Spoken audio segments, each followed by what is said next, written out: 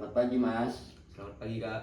Oke, makasih udah datang hari ini pertemuan kita selanjutnya ya. Gimana kabar Mamas ya? Alhamdulillah baik. Alhamdulillah. Tadi Mamas kesini naik apa? Naik motor. Di mana perjalanannya? Alhamdulillah lancar. Nggak macet ya? Enggak. Alhamdulillah. Kesibukan Masnya akhir-akhir ini apa kalau boleh tahu? Akhir-akhir ini kesibukan saya pramuka. Pramuka, kemah gitu ya? Iya.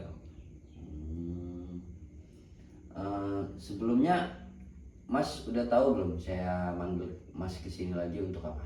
Belum tahu Kak. Oke, saya jelasin dulu ya.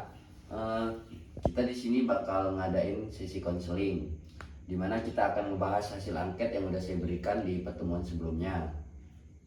Nanti selama sesi konseling kakak nggak usah kaku ya, Ya. enjoy aja. Oh ya, kakaknya sebelumnya pernah nggak sih ngelakuin konseling kayak gini? Belum pernah Kak. Belum pernah.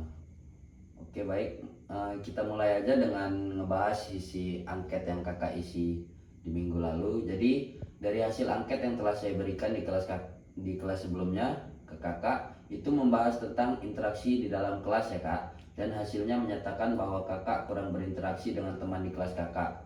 Kalau boleh tahu kenapa kak? Ya sejak awal saya semester 1 itu saya merasa sulit untuk memulai percakapan. Ketika ada teman di sekitar saya itu, saya bingung harus ngelakuin apa atau berkata apa. Wah udah lama ya kak ya. Jadi kakak ngerasa bingung harus berinteraksi dengan kawan-kawan, apa ada situasi yang buat itu lebih sulit gitu? Ya biasanya saat di sekolah itu ada acara kumpul-kumpul. Nah, saya merasa tidak percaya diri dan takut ditolak gitu. Oke oke. Ketidakpastian dan rasa takut ditolak itu bisa membuat Mamas ngerasa tertekan. Selain itu, kamu juga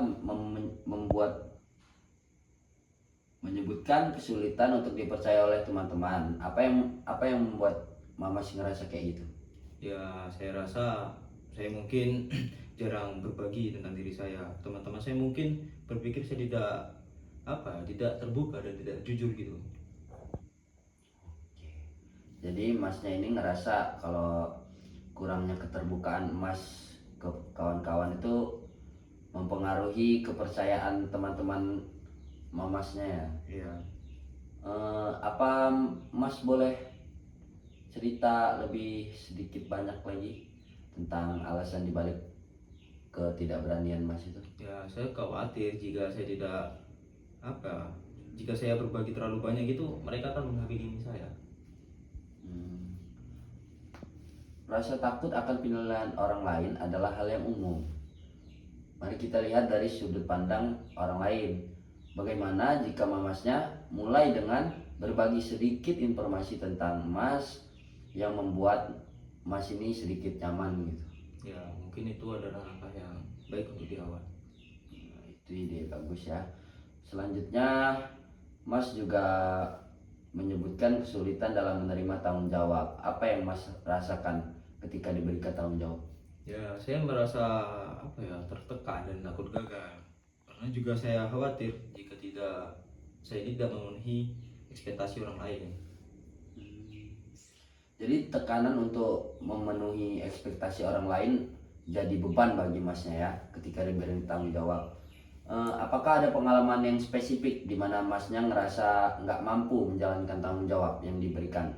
Ya, saat kerja kelompok di sekolah, dan saya juga ditugaskan untuk presentasi dan saya sangat gugup sehingga tidak terlalu berbicara dengan baik. Itu pasti sangat menantang ya bagi Masnya ya. Mari kita coba untuk ngerangkum apa yang kita bahas hari ini. Masnya ini ngalami kesulitan dalam berinteraksi dengan teman-teman Mas, rasa percaya diri yang rendah. Masnya juga sulit untuk dipercaya karena kurangnya keterbukaan. Dan Mas ini ngerasa tertekan ketika diberi tanggung jawab karena takut gagal. Apakah ada hal lain yang mau ditambahkan Mas? Mungkin tidak cukup sih Kak. baiklah, terima kasih udah berbagi ceritanya dengan jujur ke saya.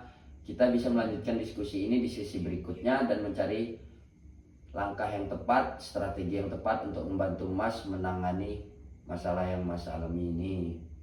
Apakah ada pertanyaan sebelum kita akhiri sesi ini, Mas? Mungkin tidak ada Kak, terima kasih. Oke, sama-sama. Kita akhiri sampai sini saja ya Mas ya. Terima kasih juga. Sampai jumpa di sesi berikutnya. Siap Kak.